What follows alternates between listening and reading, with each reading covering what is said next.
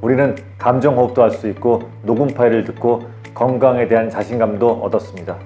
여러분은 공황장애를 이겨낼 수 있는 강력한 무기를 가지고 계신 거니까 이제 더 이상 공황장애를 두려워할 필요 없습니다. 저는 공황장애를 이렇게 비유하고 싶습니다.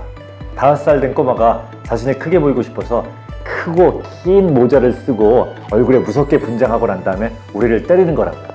때로는 자기 힘으로는 약하니까 몽둥이를 들고 때리기도 합니다. 꼬마 아이에게 맞고 나면 아프긴 하겠지만 자세히 보면 아이가 까부는 게 어이가 없겠죠. 그런데 불안 때문에 자세히 보지 못한다면 그 꼬마는 크고 무서운 존재로 보이게 될 겁니다. 우리가 겪는 신체 증상은 공황장애 환우들만의 몫은 아닙니다. 보통 일반적인 건강한 사람도 그런 증상을 겪기도 합니다. 그러나 그들은 공황장애의 그늘 아래에 있지 않습니다. 그것이 5살 아이의 장난이라는 것을 아니까 별로 신경 안 쓰고 위협의 존재가 되지 않는 거죠. 그런데 공황장애 환우들은 그동안 무서워서 벌벌 떤 경험 때문에 불안과 고통이 있어서 그 아이를 자세히 보지 못하고 스스로 무서운 존재일 거라고 상상을 합니다.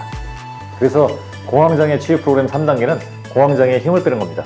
이렇게 비웃으면서요. 어디서 까불어? 이렇게요. 그럼 공황장애가 주춤합니다.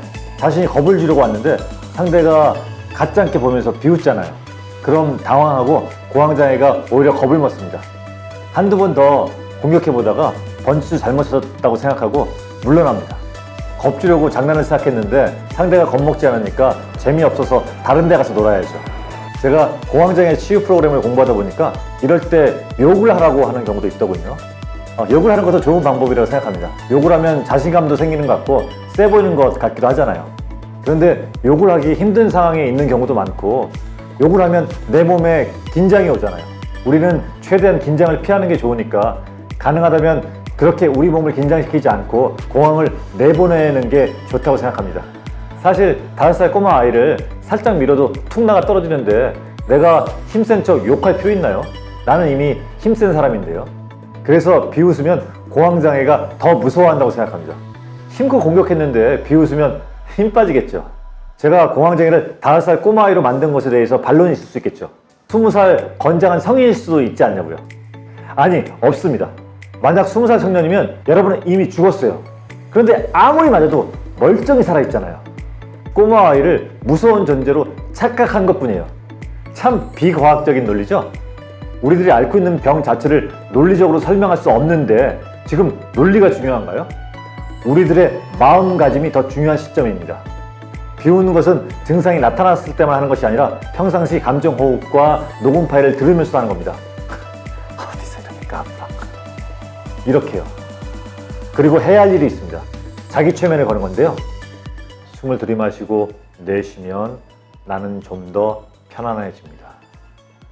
호흡을 하면 할수록 나는 점점 더 편안해집니다. 라고 자기 최면을 하는 겁니다. 직접 소리를 내는 겁니다. 그 다음에 이렇게 활짝 웃으세요. 소리를 낼 수 있는 상황이면 이렇게 소리를 내면서 편안해진 내 몸과 마음 그리고 자신감까지 생긴 나를 보면서 웃으세요. 소리를 내지 못할 상황이라도 이렇게 최대한 웃으세요. 그 웃음속에는 잘하고 있는 당신에 대한 칭찬도 있습니다. 공황장애 치유 프로그램 3단계까지 실천하시면 정말 빨리 편해지리라 기대합니다. 다음은 공황장애 치유 프로그램 마지막인 4단계입니다. 여러분, 저는 의사가 아닙니다. 이번에 크게 공황 발작을 겪으면서 제가 살기 위해서 공황장애 치유 프로그램을 만들었고 그것을 여러분과 공유하는 것입니다. 힘들고 어려울 때 여러분의 담당 의사와 상의하는 것도 잊지 마세요.